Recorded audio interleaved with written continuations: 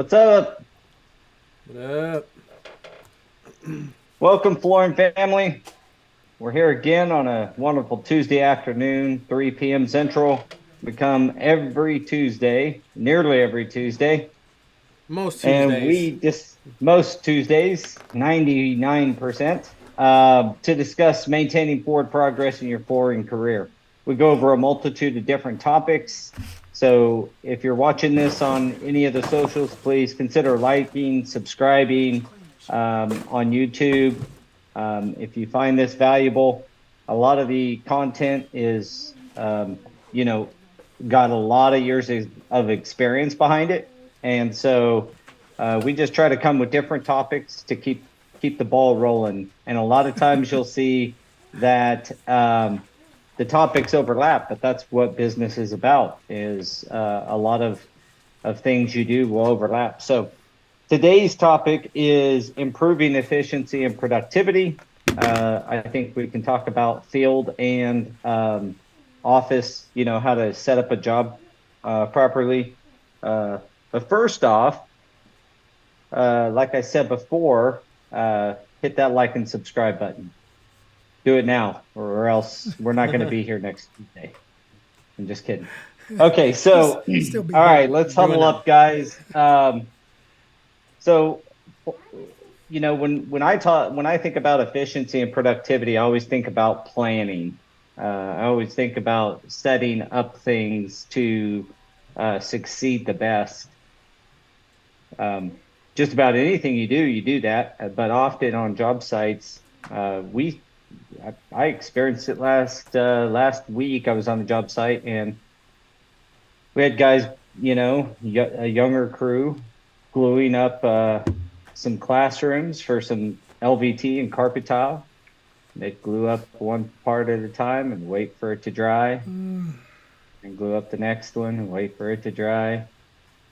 And working with other trades and letting other trades in the rooms and trying to work with them to allow them. And so we switched it up when I got on site, and we got all the other trades out of there, and we glued up 6 rooms and got them all installed. But the point is how you set up and plan your job.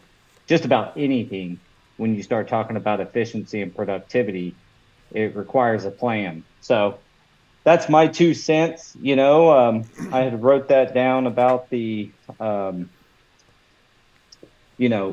that's a simple example, but it's a real life one that just happened. Is you know how do you best set up the job as an installer to be able to get the most productivity, earn the most money, and leave the best impression upon the client. Office, my 2 cents there is just, really making sure your job sites are set up. Go Carrera is coming out with a new feature that's going to help drastically with this, I believe. And that's called Link. And you'll be able to shoot a link call to your video call to your superintendent. Make sure they walk you through the project. We'll be probably doing a demo here on live on the podcast in the future to kind of give you an idea of what that's about. So, inefficiencies and loss of productivity, laborers are number one or number two expense. And so efficiency and productivity are like the key to profit. So what's your guys' thoughts on Well, setting up? We got kind of this field and office kind of dichotomy, but both have their jobs to do. I just want to kind of add to what you just said because it does bring to the surface. Some of the issue is having the right leadership who understands that there is a process, a systematic process into which everything should be installed in order for it to be profitable, and get some square footage down. And it almost sounds like there was, I don't know the guys, but like for me, I would interpret that situation that you ran into as a very passive crew, where they just Nail on the head. I'll Okay. just say you hit the nail on the head. yeah, that would be it. Like they don't want to ruffle feathers. They don't want, but at the same time, they're putting everyone else's profit and everyone else's dollars and cents and forward progress before their own. and can't make up those days at the end. Yeah. Yeah, I would say you hit the nail on the head. A passive, uh, we don't want to be jerks on job sites, but I found even myself in a small argument with some guy trying to get through a freshly brand. I just put my final sweep on a floor, and they're trying to walk through, and it's all caution taped off. I said, "You can't come through here." "I got a job to do too. Starts barking. I said, "I get it. Give us a couple hours. This will be ready." And he just keeps going and going and going. And I was like, "Look, you're not coming through, so I don't know what to tell you. You're just wasting time standing here arguing with me.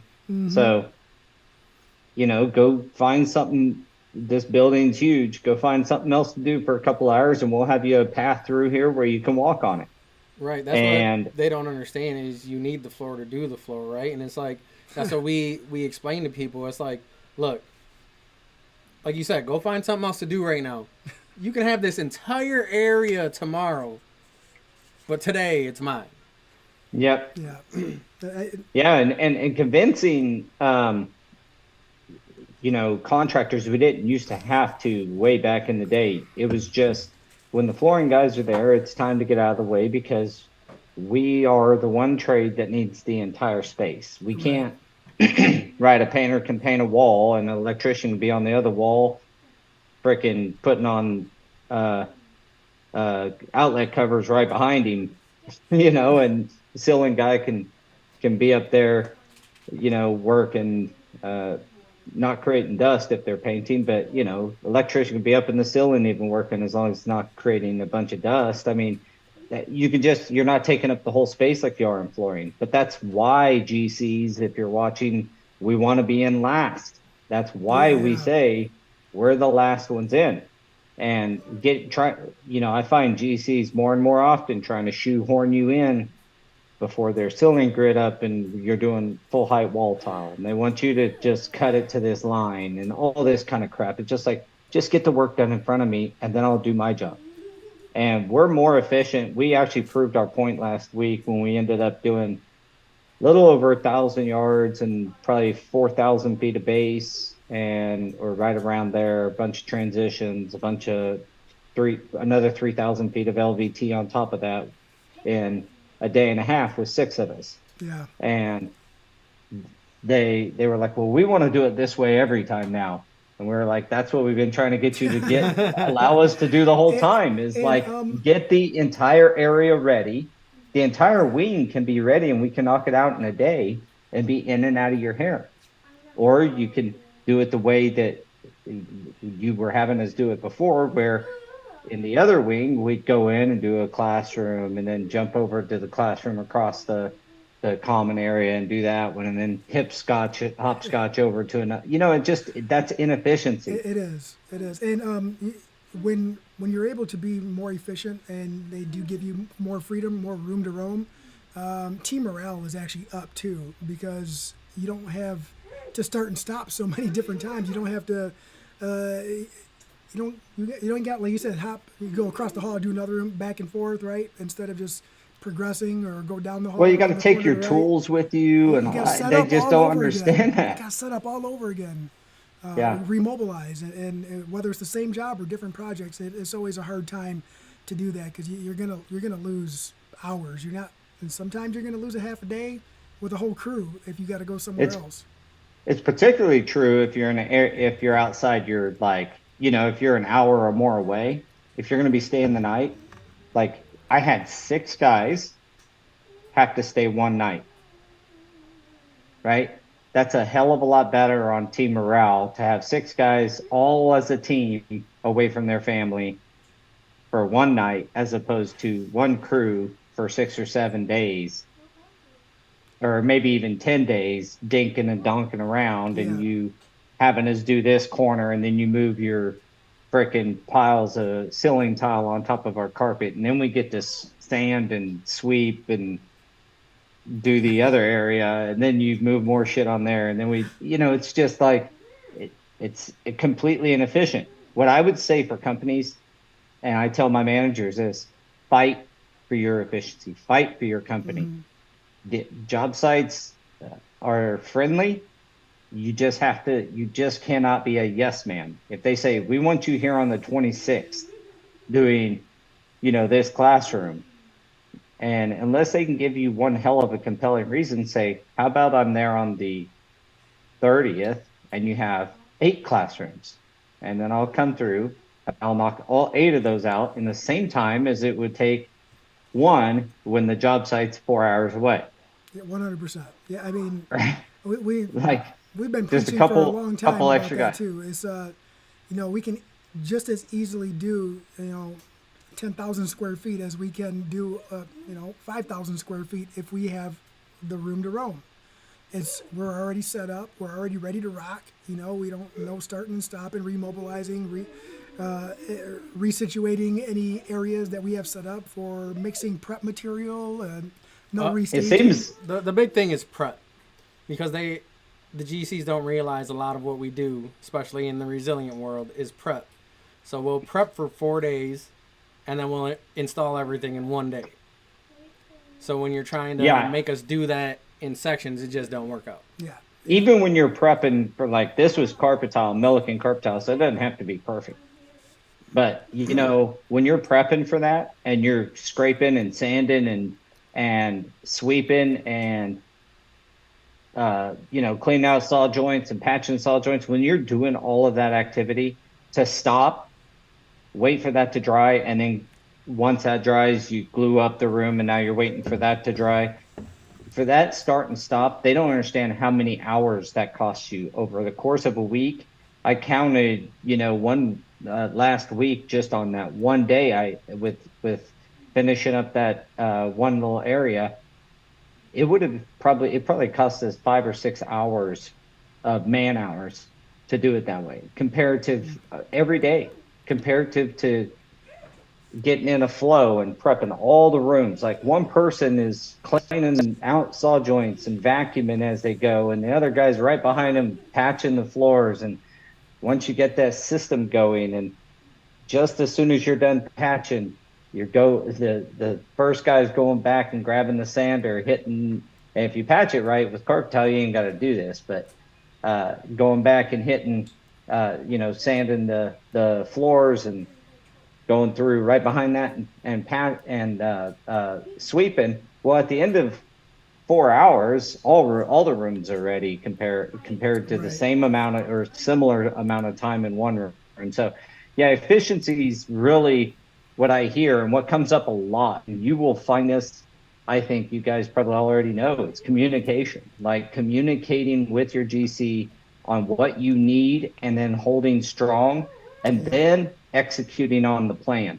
Yeah. There's nothing worse than if you say, no, I'm not going to be there until this day, and I'll knock it out in a day, and it takes you 4 days still. Well, they have a right to be a little upset then. Yeah, they do. But the fact is, know what you can do, and proper planning and proper communication. Because you guys just said it, you got to talk to the GC. There's a lot you of got to talk to those guys. Moving parts.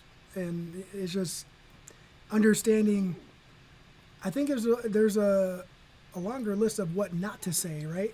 And how not to approach it than there is as far as what to say. And I think with a little bit of practice, anybody can get to that point where they're just under promise, over deliver, and that's another thing too, is that helps. Yeah, the job's set up, so you use some mechanism to make sure that you go to the job site, or you discuss and make sure the area is ready, and your crew shows up and there's ample space. Most good flooring companies are going to really surprise you with how much can be done if you give them the area and the cooperation of getting stuff out of the way, helping to maintain traffic, because that's another big piece that we always have to fight, is traffic. But then, you'll get a lot of floors down in a short amount of time, most of the time.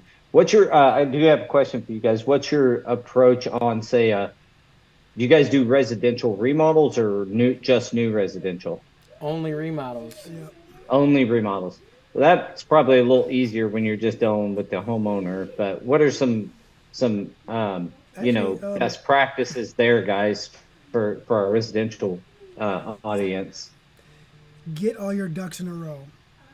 Don't if you have an installation background, then you might have a little more information to pass on to the homeowner, right? But do not speak for the installer unless you know for sure you guys are installing in the same exact method, because I, from start to finish, might be a little bit different than Daniel, and we might be different than you, and I don't want to over speak.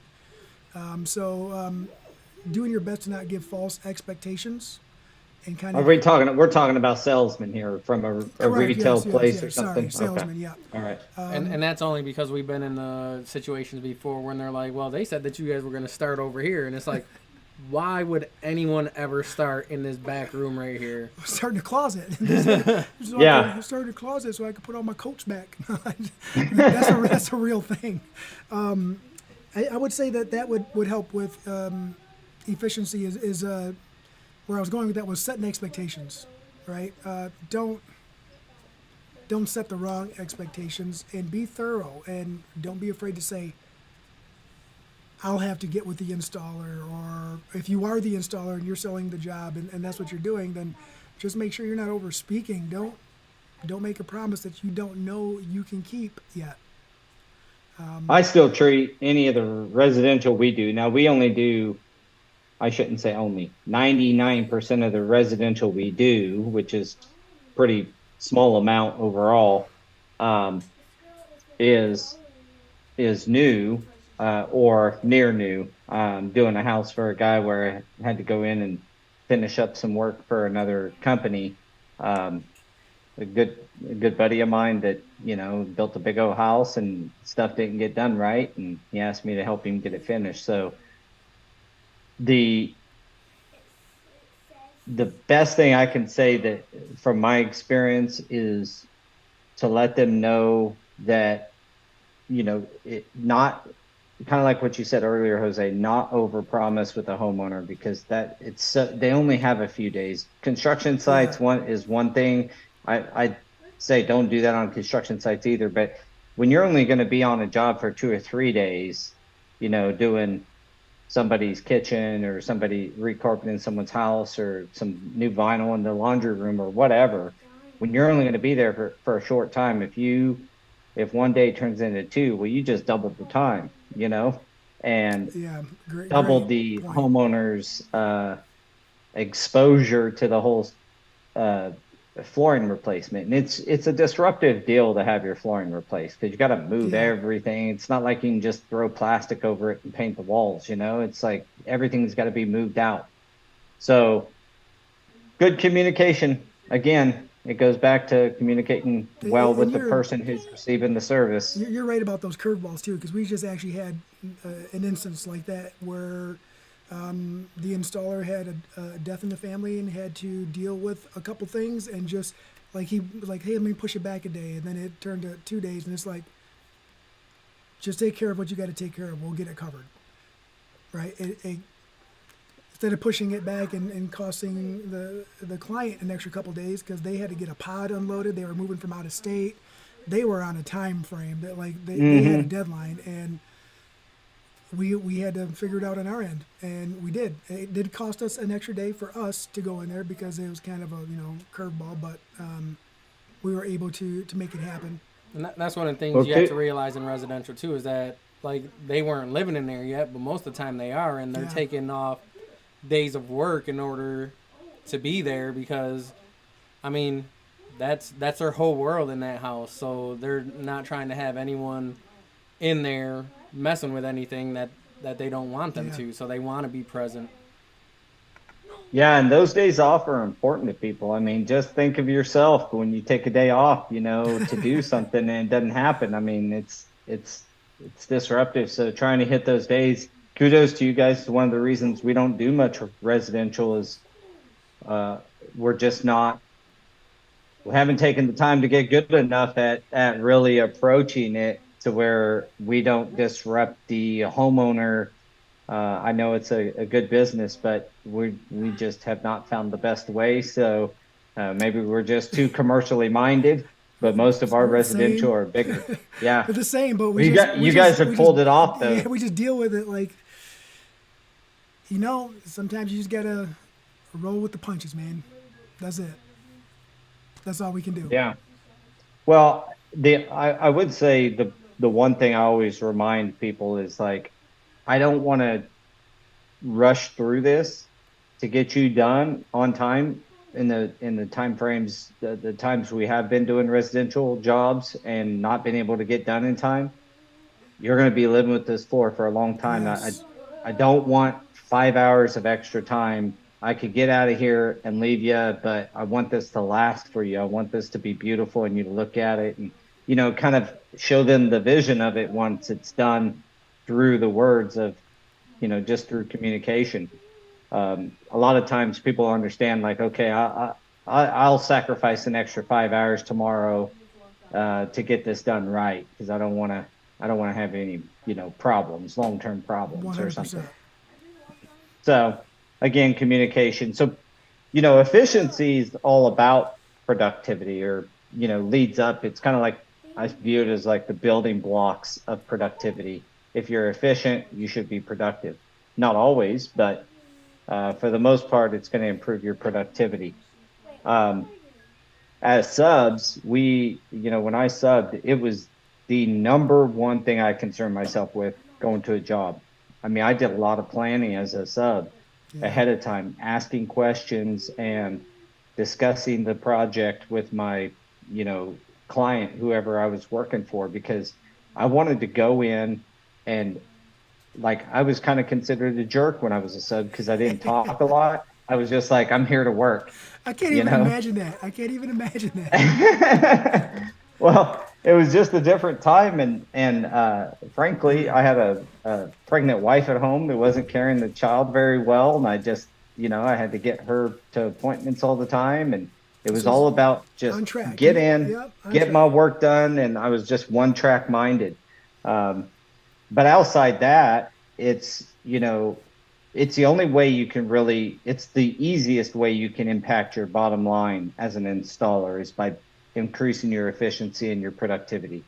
Unless you're supplying materials, which most installers, maybe supply some stuff, but not the bulk of the materials. Mm-hmm.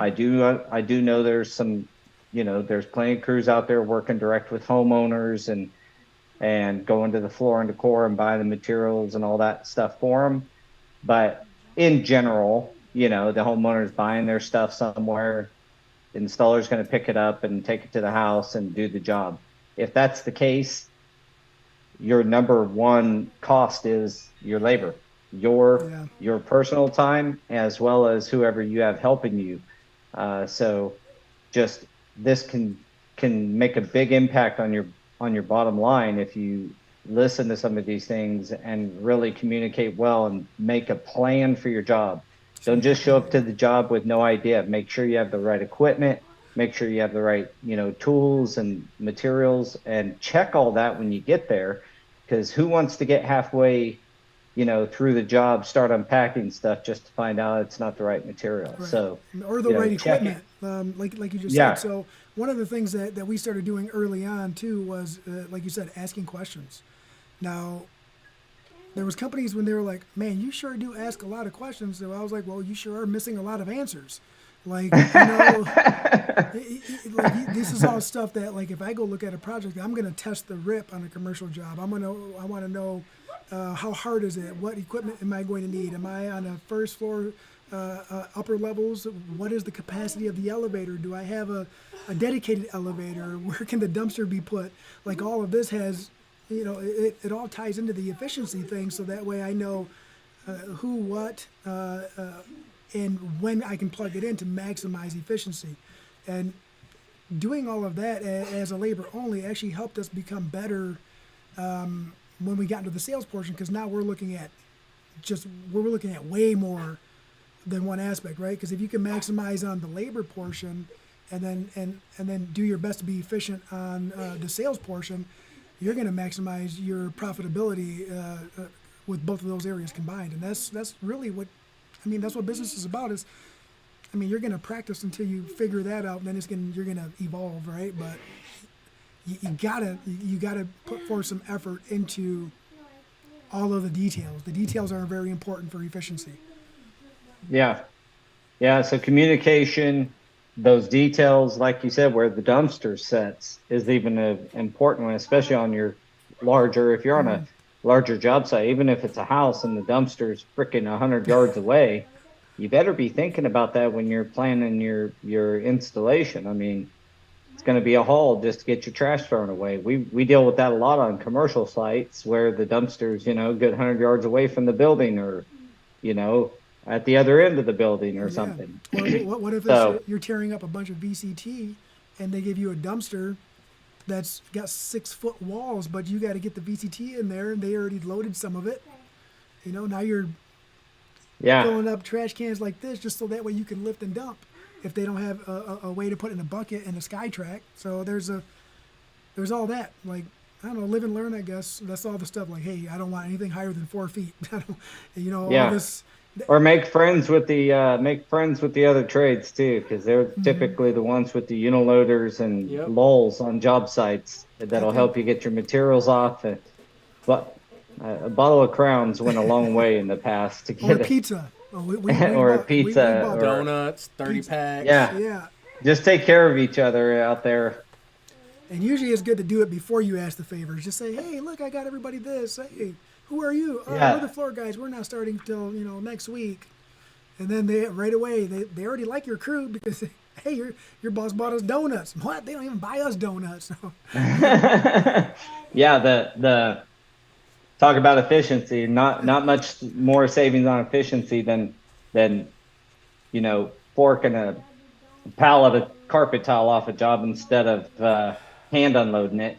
My brother has his dog here, and he keeps on farting. Dude. I was going to ask if your brother was letting loose or what. Yeah. I don't even see my dog. And he keeps on farting, right? Well, the systematic approach to things to maximize your labor and maximize your productivity. I wrote down, with most jobs, if you nickel and dime a job that's got a penny budget, you're setting yourself up for failure, right? So, like, you got to get in and not nickel and dime a project around. So again, that goes back to communication and good quality information from you and talking to people. The setting up of tools and things like that. The crews that we see be the most successful either have a major rig that has just about everything you can think of in it, or they're very meticulous in what they put in their vans or their vehicles when they know they're going to do a job. And of course, all of the crews we work with are on Go Carrera and have all the details. And I've started in my detail area, even putting equipment, like required equipment, stuff I know you're going to have, right? Like if it's a hard rip, and I will put on there, either right on demo, carpet puller, you better take something, little eddies, something, because it's going to be a bear, So I'm trying to communicate that to the crews better. That's how we can continue to get better as a company. We're not great at that even. I'd say we're good, but we can become better at trying to make sure that we're communicating the information of the job site to the installer before they get there. Installer has to listen though, because there's been plenty of times where we're out there in the warehouse and we're like, hey, make sure you take this. And then we get a call like an hour later. Hey, we forgot to grab that. I literally told you right before you left not to forget it. Yeah, we're all on the same team, guys. Help us out. Well, the only other thing I could... Sorry, go ahead. What's that? I was like, part of that is in the morning, people want to socialize in the morning while they're getting ready. So they start talking about what they did over the weekend, and, things get missed because they're in conversation. And I know that's what some of that is. And you don't ever want to be the guy to say, stop talking about your life, get everything together, then you'll have time. You don't want to be that guy, but guys, pay attention. Yeah, I just, you know, I know a lot of our guys will go out and I'll go out in the warehouse when guys are loading up. If they're loading up for a job for me and they're out there chitter chatting, I get it, but I'll still say, hey, you got all the equipment you need, everything that you need for this job on the truck, you know? I have a nice little note Um, in the bottom of all the work orders that says, "Do you have everything you need?" Question mark. But I have like a yeah, list items you might need, and then additional notes on top of that. I I never had any of that, so I try to incorporate that and make it easier. Does it happen on every project? No, it don't. But like for the ones that I have all the information for, yes, it does. yeah, we just got, continue to get better. I mean, if Yeah. you were perfect at everything, you know, We we wouldn't need to would, have we this would, podcast, right? yeah, we wouldn't have much to talk about on this podcast. You just be like, well, I'm great at this. I don't know about what your problem How was is. your day, Paul? Perfect. Mine too. Until next week. Adios. Yeah. So, the bottom line, guys, is, and I think we can, the overall um, discussion topic being efficiency and productivity. Overall, go into the job thinking about it. That's what I would tell you. Go in thinking about how can I be the most efficient. I tell people all the time, I'm not I considered myself pretty fast installer, good quality fast installer. It's not because I cut in faster than the other guy. It's not because I can run a row faster or cut down a straight edge faster. It's because of the way you set the job up Yeah. that as soon as I'm done with one thing, I know exactly what I'm going to do. Like there's no missed beats. You go from this to this, and you just continue. If you work and don't stop moving for 8 hours, you're going to get a lot of shit done. And it's more about the systematic planning and setup of the job more so than the ripping down a wall, cutting all fast. I mean, it's not why some crews are faster than others. Most of the time, it's just approaching it from a systematic standpoint, and they know what they need to get done, you know, to keep everything moving, so that Right. you're not wait. I hate waiting on something to dry. If I'm waiting on something to dry, I planned incorrectly. Something should be drying while I'm doing something else. Yeah. Or while you're on lunch. Yes, or while I'm on Or lunch. Overnight. or overnight, yeah. That's the biggest Something pet should be peeve. happening. Something like at the end of the day, you ought to have patch on the floor somewhere before you leave or something, Yes. especially on bigger job sites. So you come in the next day and you're not waiting for patch to dry. An hour On today saves glue, 4 hours tomorrow, man. Like people don't understand that, and it's hard. yep. It's hard to. It's hard for everyone to share that mindset, right? Because everyone's like, "Oh man, I've worked 7 hours, 7.5 hours right now. We're a half hour from 8 hours. Let me just dink around for the last half hour and do something instead of saying, you know what? If I just work an extra half hour, work 8.5 hours or 9 hours today, that means I can save, 4 guys times an hour tomorrow morning. We can probably bang this job out in a half day on Friday, and then I'll be out early on a Friday instead of working and spacing Well, this and it's out. so much more enjoyable. I gotta, it's so much more enjoyable to work when things are like moving in the right Sun's on. sequence. I mean, we sometimes you can't help it, and you have to go out of sequence, and it's no fun. I mean, plenty of times, but it's not as enjoyable as getting in and the things running the way that they should run. And I'd say to bring up mindset, maybe that's the key Yeah. is like installers, you need to understand that you're part of the team, you're a trade partner. We say that term a lot. Daniel, has really used that term on this podcast a lot. I've adopted it and stole it. Yes. And It's trade everybody's, partner man. It just means you're works. a partner. It means you're helping to get to the end result, and you're not a child. You're not an employee. Especially, obviously I'm talking about subs. If you're a sub, you're a trade partner. Be a partner. Adopt the mindset of efficiency and Right. productivity. And if you're Adopt if you're that an employee, you're a mindset. team member. You're a member of the team. It's still the same same concept. It's just you just have a different label. That's really it. Yeah, it's just the only reason I don't always lump them together is often, our equipment manager is checking out all the equipment to them and they get it for free out of they have all their equipment and stuff supplied for them. So, what we have found is sometimes with subs, if they don't have one, they think they can, I'll figure it out. Well, figuring things out on a job site, like figuring out how to get carpet that's a hard rip up, yeah, you can cut it in 3-inch strips and rip it up by hand and take twice as long. Or if you don't have the equipment and you have a work order and you've had that work order for more than a day, you ought to stop by Home Depot and pick up a little Eddy at least, or come in and rent one from us, or go buy one. Right.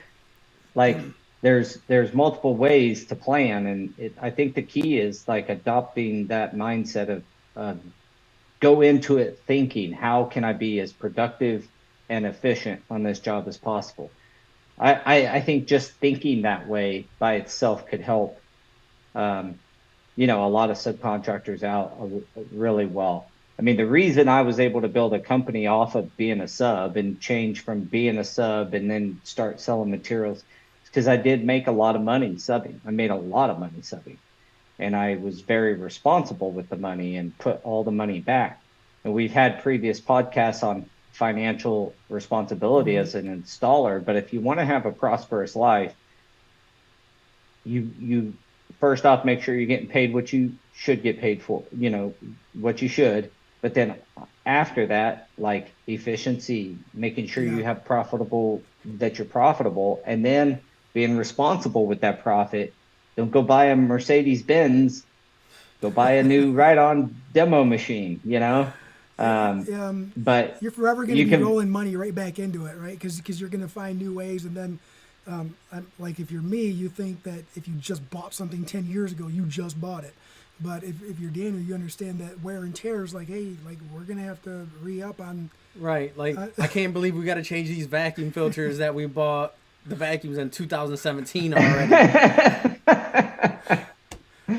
I'm really bad with that, but because it's still fresh on the mind. Like we just bought these. I just bought it. Like it's still brand new. I grew up using hand-me-down tools that lasted forever, and now we got equipment that doesn't last a year without it breaking down or needing some kind of major maintenance. So it's just like when that happens, it's like, what?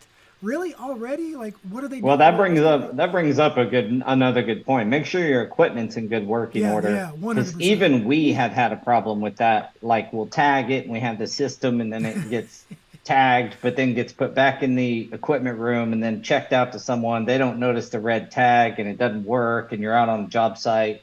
The sub rented a sander from us, but grabbed the one that's got the cord all ripped, the guts pulled well, out. the pins sheared off, the safety pin thing, the shear pin. The shear pin. Shear pin is sheared off, and we got to put a new one in. And they're on a job. I mean, like, all that costs time and money that nobody needs to be spending. So check your equipment, make sure it's in good working order, and keeping it in good working order is best way to be able to just go grab a piece and rock so rock on. For future reference, that little connector, the shear pin he's talking about, they do make them in strictly alloy, not covered in plastic or hardened plastic. They only make those for their extreme machine. The alloy ones, well, I'm pretty sure somebody with a CNC machine, get a strong one. Just be careful with your wrists. Yeah, be careful what you hit. Yeah. It's fine with your sander, not so great with the scrape away head and a good screw or a good nail in the concrete. All right. Well, I think we've, again, it's I think a reiteration of some big common practices, which is communication and planning. But hopefully you guys picked up some gems here. If nothing else, just start thinking about it. Think about efficiency, productivity. How can I be as efficient, productive today as possible? Wake up in the morning, think that way. Get to review your work orders. If your company gives you, paperwork orders, that's fine. Just review them ahead of time. See if you can get them in time to where you can properly plan. And if the company won't give them to you, then you got that's a little outside. Maybe you can have a conversation, but knowing what you're getting into before the day you start is probably best practice. And then actually look at them, consider what, because the company giving you a work order is just a labor work order. Like I said, I've started to put like some equipment requirements if I know, but you are the installer on a day-to-day basis. Take that responsibility and plan it out in your head on how you're going to be the most productive in the day, and watch how it changes your business. I promise you, you'll make more money if you approach it this way, and you'll be more efficient, and everybody will be happier. That's my opinion. Yeah, actually pay attention to it because we do the same thing. He's wrote on there, we got one of the older National 5700s, which is blue, and then the new ones are gray. And he's like, take the gray machine, and then you walk out to the warehouse, they already left, and the blue machine is gone. Well, it's like, they're different sized. The battery has different capacity, so Yeah. rougher rip. You got to take the one that's going to last longer. It's got a little more weight to and it. then I call and it's like, hey, why'd you guys take this machine? Oh, well, by the time we looked at the work order, we already had this one on the forklift, so that's just the one that we took anyways. Again, look at your work order as early as you can so you can plan around Accordingly, yeah. and ask questions. Like, that's the other thing. Sometimes a company isn't as thorough as they probably should be. I know we fail there sometimes. Ask questions. If you're on Go Carrera, throw it in the chat. If you work for me and you're listening to this, or work with me, I should say, throw it on the work order chat. Hey, man, is this carpet going to be a bear? Hey, have you tested this? Or is the job site ready? Like, Yeah. just communicate back and forth. And I think that there is definitely a larger window for commercial to have all those ducks in a row versus some of the residential where they shop, they want it done, they find something they love, and you're there, within a week or sometimes a couple of days or sometimes the next day. So you do have a little more time to get the right information in place, especially for a large commercial job, a lot of moving parts. Yeah. Caleb. Yep, there's a skill to it. So, all right. Well, gentlemen, thanks again. Appreciate everything, every single week you guys being here. Looks like we got some guests coming on next week, I believe. Going to be discussing unifying the flooring industry from, a few different guests, few different parts of the industry, and continue the conversation from a big perspective of what we really care about here on the Huddle. These guys, as much as anybody, is improving our industry and seeing how we can continue to kind of mend some of the tears that have happened over the last couple of decades, and hopefully push forward to a brighter future for everybody involved. Because you look at the industry as a whole, right? We're all on the same team, but everyone is so segregated into their own markets that it's hard to pull together. And I think we first realized that the first time we went to surfaces, and it's like, man, like this is an issue, but no one really talks about it, and everyone is fine with hating everyone else because, if you're a flooring installer, you're automatically the best person in the world.